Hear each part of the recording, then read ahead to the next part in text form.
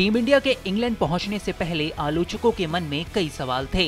Leeds में हार से शुरुआत हुई और रोहित कोहली के बिना टीम का कमबैक मुश्किल लग रहा था। शुभमन गिल नए कप्तान थे और उन्हें लेकर भी कई सवाल उठ रहे थे। मगर गिल की लीडरशिप में न सिर्फ भारतीय टीम ने इस सीरीज में कमबैक किया, बल्कि खुद नंबर 4 पर उन्होंने ऐसी बैटिंग की जिसे देखकर रोहित विराट की उतनी कमी महसूस नहीं हुई जितनी समझी जा रही थी। अब लॉर्ड्स में उनके पास एक बार फिर से आलोचकों का मुंह बंद करने का बेहतरीन मौका होगा। इस मैच में कप्तान और बल्लेबाज दोनों ही रोल में कुल मिलाकर 1 या 2 नहीं बल्कि पूरे 5 रिकॉर्ड उनके निशाने पर हैं। तो चलिए आपको भी बताते हैं कि आखिर कौन से हैं वो रिकॉर्ड और कैसा है गिल का हिसाब किताब। गिल ने अब तक खेले गए 2 टेस्ट मैचों में 585 रन बनाए हैं। अगर वो तीसरे टेस्ट मैच में कम से कम 148 रन बना लेते हैं तो वह किसी भी भारतीय कप्तान द्वारा एक टेस्ट सीरीज में सबसे ज्यादा रन बनाने का सुनील गावस्कर का रिकॉर्ड तोड़ देंगे।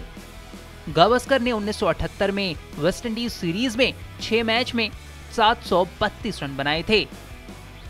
लिस्ट में दूसरे नंबर पर विराट कोहली का नाम है, जिन्होंने इंग्लैंड के खिलाफ 655 रन ठोके थे। शुभमन गिल को इंग्लैंड में भारत के लिए एक टेस्ट सीरीज में सबसे ज्यादा रन बनाने के राहुल द्रविड़ के रिकॉर्ड को तोड़ने के लिए मात्र 18 रन की दरकार है। 2002 में भारत के इंग्लैंड दौरे पर राहुल द्रविड़ ने 4 मैचों की 6 पारियों में कुल 602 रन बनाए थे। लॉर्ड्स में गिल आसानी से इस रिकॉर्ड को तोड़ सकते हैं। India versus England test series में सबसे ज्यादा रन बनाने का रिकॉर्ड इंग्लैंड के ग्राहम गूच के नाम है, जिन्होंने 1990 में भारत के खिलाफ एक ही सीरीज में 752 रन बनाए थे। गिल को अगर इस रिकॉर्ड को तोड़ना है तो उन्हें 168 रन की दरकार है। फिलहाल इस टेस्ट सीरीज में सबसे ज्यादा रन बनाने का रिकॉर्ड भारतीय नामों में यशस्वी जायसवाल के नाम दर्ज है। साल 2024 में ही भारत दौरे पर आई इंग्लैंड टीम के खिलाफ यशस्वी ने 5 मैचों की 9 पारियों में 712 रन बनाए थे।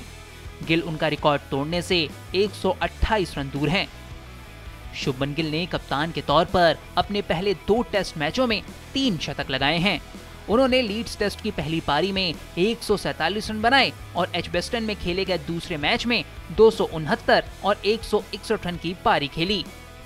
अगर गिल तीसरे टेस्ट मैच में भी शतक लगा देते हैं तो वो कप्तान के तौर पर अपने पहले 3 टेस्ट मैचों में शतक लगाने वाले पहले भारतीय बन जाएंगे। 148 साल के टेस्ट क्रिकेट के इतिहास में केवल इंग्लैंड के एलिस्टर कुक ने ही ऐसा किया है।